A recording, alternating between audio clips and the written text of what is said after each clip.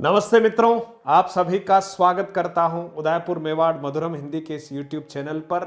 और राजस्थान सरकार धीरे धीरे आकार लेने लग गई है और नया मंत्रिमंडल जो है हमारे समक्ष आ चुका है और कहीं न कहीं कुछ नई संभावनाएं अंगड़ाई ले रही है। और ये जो नए मंत्री महोदय हैं, किस तरह से राजस्थान की जनता और युवाओं के सपनों को, उनकी अपेक्षाओं को पूरा कर पाएंगे, इस पर थोड़ा सा चिंतन मनन बड़ा आवश्यक है। मित्रों, बेरोजगार युवा साथियों के संदर्भ में अगर मैं बात करूं तो उनका जो सपना है वो है सरकारी नौकरी प्राप्त करना। सरकारी नौकरी प्राप्त करने के लिए वो निरंतर प्रयास करते रहते हैं। अब उनके प्रयास को सार्थक अंजाम देने का काम अब इस नई सरकार का है, जो भजनलाल जी शर्मा की सरकार, भारतीय जनता पार्टी की सरकार है। उस सरकार को लेकर छात्रों को और प्रतियोगियों को बड़ी उम्मीद है।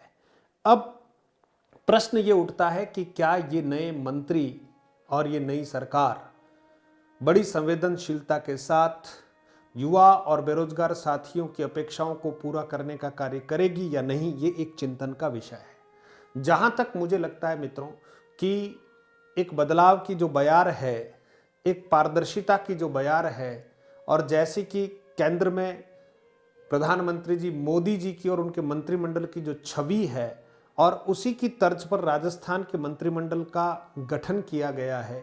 युवा चेहरों को तरजीह दी गई है। अनुभव कम हो लेकिन उनको कमान बड़ी महत्वपूर्ण सौंप दी गई है।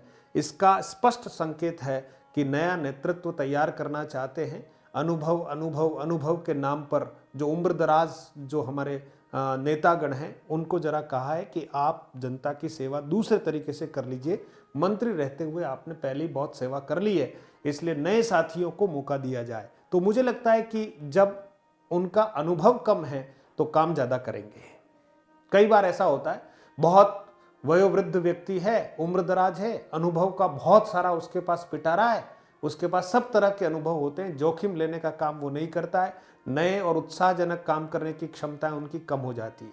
इसलिए जो नए मंत्री हैं, जिनका अनुभव कम है लेकिन वो एक दो बार जो है विधायक रह चुके हैं, सांसद रह चुके हैं, और उनको बड़ा महत्वपूर्ण प्रभार इस बार सौंपा है, तो मुझे लगता है कि वो अपनी क्षमताओं को सिद्ध करने का पूरा प्रयास करेंगे और उन अनुभवी लोगों से ज़्यादा कर्मठता से काम करेंगे और निष्पक्षता के साथ हमारे युवा साथियों के लिए अधिकाधिक वैकेंसीज निकालें, परीक्षा कराएं, और परीक्षाएं पूर्णतः पारदर्शी तरीके से होनी चाहिए। पेपर लीक जैसी घटनाएं समाप्त हो जाए और ईमानदारी से हमारे साथियों का चयन हो। क्योंकि जो पिछले राज्य में भर्तियां हुई है मित्रों, जिसमें सब इंस्पेक्टर भर्ती परीक्षा से लेकर REET level 1, 2, first grade, second grade और आरएस भर्ती परीक्षा या अन्य भर्ती परीक्षा, उन सब के ऊपर कहीं न कहीं प्रश्न चिन्ह लगा है।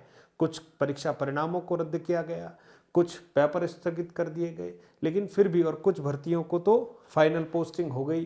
तो वहाँ बहुत सारी लिपापोती है। सब इंस्पेक्टर के जो परीक्षा को लेकर भी बहुत सारी बातें हमारे समक्ष आई, कि हर परीक्षा को लेकर आई थी।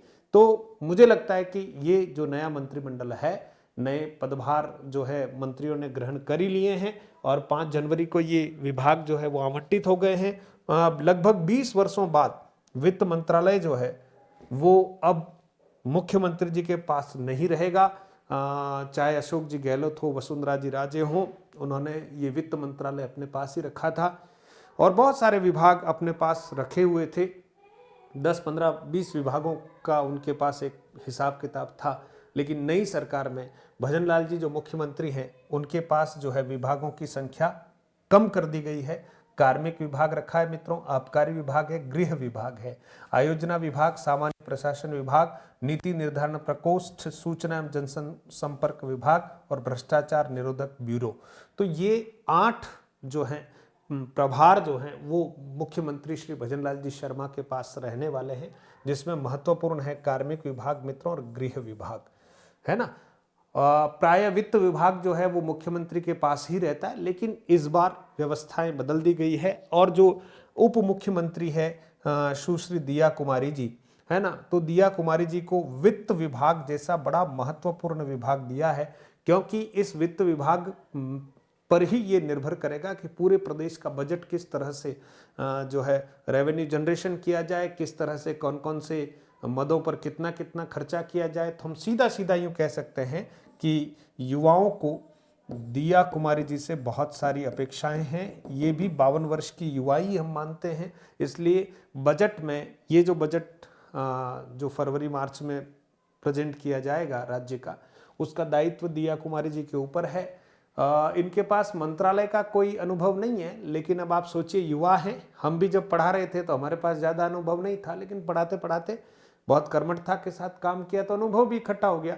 इसलिए मुझे लगता है कि बहुत बेहतरीन तरीके से ये वित्त मंत्रालय को संभालने का प्रयास करेगी, क्योंकि बीजेपी में काम करवाने की और करने की स्टाइल अलग है, तरीके अलग है, इनका प्रशिक्षण होता है, उनको सारी बातें जो हैं बहुत अच्छे से समझाई जाती है और फिर भी काम करेंगे ऐसा हमें लग रहा है। तो यहाँ पर्यटन विभाग भी है, कला साहित्य सांस्कृतिक पुरातत्व विभाग, सार्वजनिक निर्माण विभाग, ये भी एक बहुत महत्वपूर्ण विभाग, PWD जिसको हम कहते हैं, बहुत महत्वपूर्ण विभाग है ना। और महिला बाल विकास विभाग और बाल अधिकारिता विभाग, ये विभाग जो है उप मुख्यमंत्री जी के पास हैं। डॉक्टर प्रेमचंद बेरवा के पास उच्च शिक्षा है, कॉलेज वाला जितना भी कार्यक्रम है, तकनीकी शिक्षा ये भी इनके पास है, आयुर्वेद, यूनानी, प्राकृतिक चिकित्सा ये भी, और परिवहन एवं सड़क सुरक्षा विभाग जो है वो हमारे परिवहन मंत्री के रूप में भी अगर देखेंगे तो डॉक्टर प्रेमचंद जी बेरवा दायित्व निभाएंगे निश्चित तौर पर। अब बात करते हैं अन्य मंत्रियों की, तो सबसे पहले नाम आता है कैबिनेट मिनिस्टर में श्री किरोड़ीलाल जी का। किरोड़ीलाल जी के पास लंबा अनुभव है, इनको ग्रामीण विकास विभाग जो एक बहुत बड़ा विभाग है, कृषि एवं उद्यानिकी विभाग, कृषि मंत्री हैं हमारे, तो इनको ये दिया गया। आपदा प्रबंधन, सहायता, नागरिक सुरक्षा विभाग, जन अभियोग निराकरण विभाग आदि, इनको ये प्रभार आवंटित किए गए हैं। मित्रों, जीके के हिसाब से भी ये नया मंत्रिमंडल और प्रभार आपके लिए बहुत महत्वपूर्ण है, आने वाली परीक्षाओं में ये प्रश्न यहाँ से आने वाले हैं। फिर कर्नल राज्यवर्धन सिंह राठौड़ जो है मित्रों, देखेंगे तो युवा मामले और खेल विभाग यानी खेल मंत्री हैं हमारे। उद्योग एवं वाणिज्य विभाग इनके पास है, सूचना प्रौद्योगिकी एवं संचार विभाग है, कौशल नियोजन उद्यमिता विभाग है, और सैनिक कल्याण विभाग जो है वो राज्यवर्धन सिंह जी राठौड़ के पास है। और हमारे कर्नल साहब हैं तो सैनिक कल्याण विभाग भी आपको ही दिया गया है। श्री मदन दिलावर जो है मित्रों हमारे शिक्षा मंत्री जी हैं, बहुत आशा है शिक्षा मंत्री जी से, क्योंकि एक बहुत बड़ा विभाग है और भर्तियों में अगर देखते हैं तो बहुत बड़ी भर्तियां जो है शिक्षा विभाग की होती है। हमारे युवाओं को भी इस विभाग से बड़ी अपेक्षा रहती है। तो विद्यालयी शिक्षा, पंचायती राज और संस्कृत शिक्षा विभाग जो है मदन दिलावर जी के पास रहेंगे। कन्हैयालाल जी के पास PHED कहते हैं, जन स्वास्थ्य और अभियांत्रिकी विभाग, घर घर जल पहुंचाने का जो मिशन है वो आपको ही करना है। भूजल विभाग भी आपके पास है। जोगाराम जी पटेल के पास संसदीय कार्य विभाग है, विधि एवं विधिक कार्य विभाग है और न्याय विभाग है। सुरेश जी रावत के पास जल संसाधन विभाग है, ध्यान देना, जल संसाधन विभाग है और जल संसाधन आयोजना विभाग है। अविनाश जी गहलोत बहुत युवा चेहरा है मित्रों, सामाजिक न्याय अधिकारिता विभाग आपको दिया गया है। सुमित जी गोदारा को खाद्य नागरिक आपूर्ति विभाग जो है आपको दिया गया है, उपभोक्ता मामले। जोगाराम जी कुमावत देखेंगे तो पशुपालन एवं डेयरी विभाग दिया गया है, देवस्थान विभाग भी आपको दिया गया है, गोपालन भी आपको दिया गया है। और मित्रों, पहली बार आजादी के बाद पहली बार अगर झाड़ोल विधानसभा क्षेत्र से किसी को मंत्री बनाया गया है तो वो है हमारे बाबूलाल जी खराड़ी। बाबूलाल जी खराड़ी बहुत कर्मठ, बहुत अनुशासित स्वयंसेवक और कार्यकर्ता हैं बीजेपी के, और इन्हें जनजाति क्षेत्र का होने की वजह से जनजाति क्षेत्रीय विकास विभाग और गृह रक्षा होम गार्ड वाला डिपार्टमेंट जो है वो आपको दिया गया है।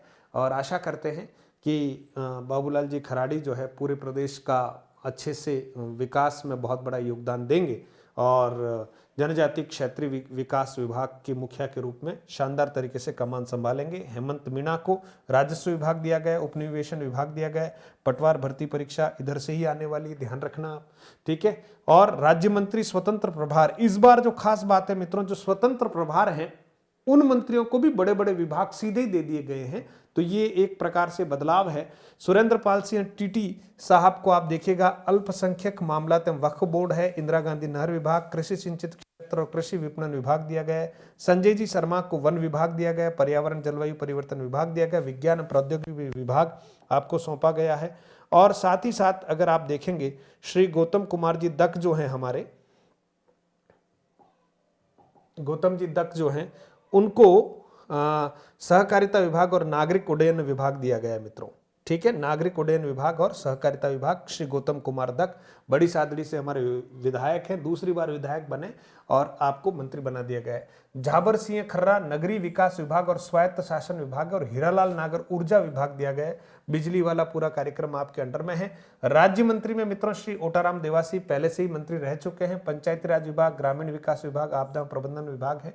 डॉक्टर मंजू बागमार मित्रों सार्वजनिक निर्माण विभाग, महिला बाल विकास विभाग और बाल अधिकारिता विभाग राज्य मंत्री के रूप में दायित्व निभाएगी। और कहीं न कहीं दिया कुमारी जी का जो है सहयोग करने वाली जो है डॉक्टर मंजू बागमार रहेगी।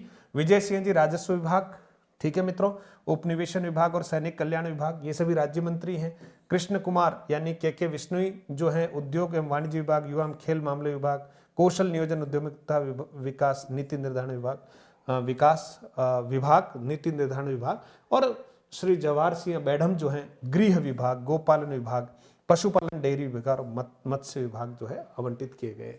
तो सभी मंत्री महोदयों को बहुत बहुत बधाई देते हैं और राजस्थान के जितने हमारे युवा साथी हैं उनकी तरफ से हम पूरे नए मंत्रिमंडल को बहुत सारी शुभकामनाएं देते हैं। मुख्यमंत्री जी को भी शुभकामनाएं देते हैं कि आप प्रदेश की जनता, प्रदेश के युवाओं का जो संबलन है वो आपको करना है, मार्गदर्शन आपको करना है। समय समय पर बहुत अच्छी वैकेंसीज आपको निकालनी है और जो वैकेंसीज आप निकालते हैं समयबद्ध टाइम टेबल के अनुसार उन भर्तियों को पूरा कराना है पारदर्शी तरीके से। ये आपके ऊपर बहुत बड़ी जिम्मेदारी है और हमें पूरी अपेक्षा है कि पिछली सरकार की जो खामियां हैं उन खामियों से कहीं न कहीं नाराजगी जताते हुए जो एक अच्छा आपको बहुमत जनता ने दिया है, युवाओं ने दिया है, तो उनका मान रखते हुए आप प्रदेश को आगे की तरफ ले जाएं और बहुत अच्छी तरीके से नई वैकेंसीज निकालते हुए हमारे युवा साथियों को, कर्मठ साथियों को सरकारी सिस्टम में लाएंगे, ऐसी अपेक्षा है। बहुत बहुत धन्यवाद साथियों।